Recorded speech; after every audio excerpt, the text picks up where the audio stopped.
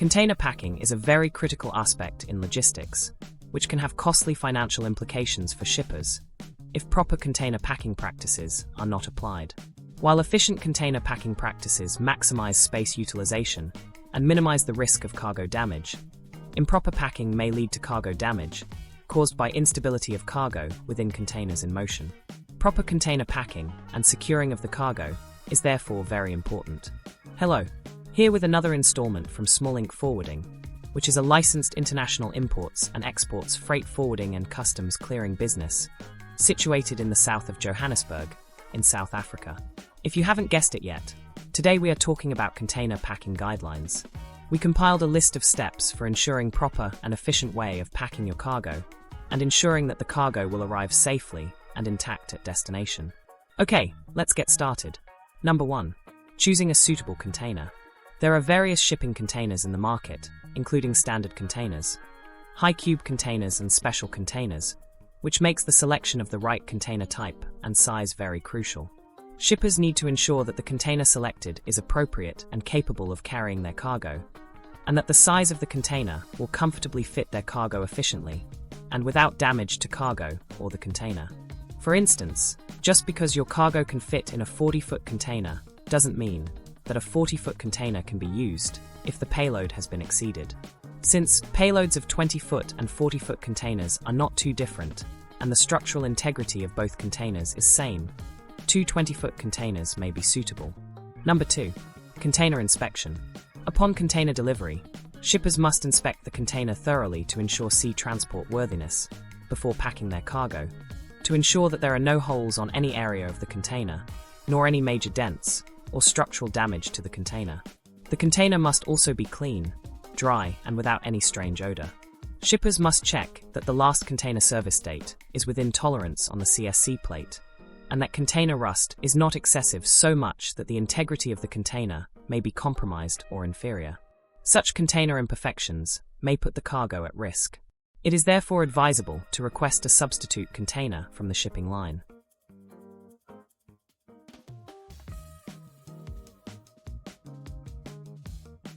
Number 3. Have a stowage plan. A stowage plan is important for any type of shipment, as it ensures cargo is efficiently packed and positioned in a container according to weights of individual packages, their size, as well as their shape.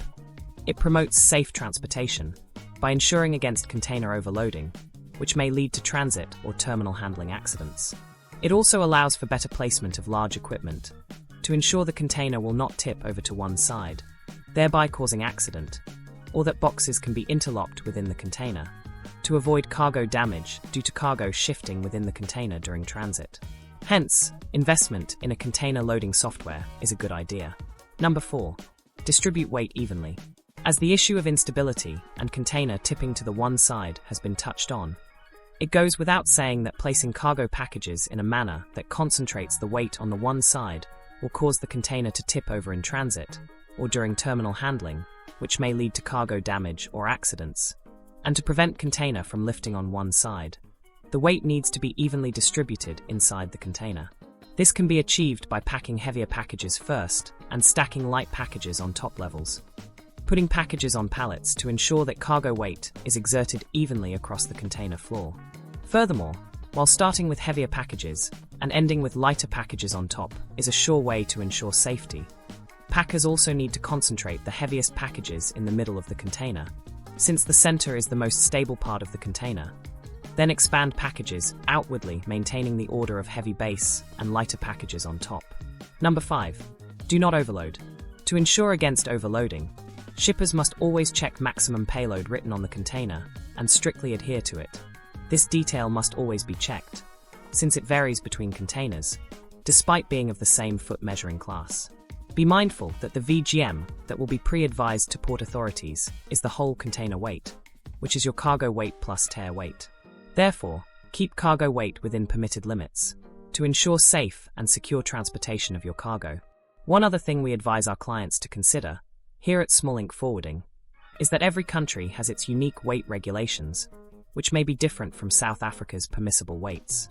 Therefore, shippers ought to be mindful of their destination country's weight restrictions to avoid clearance and penalty issues for their customers. Number 6. Secure your cargo properly.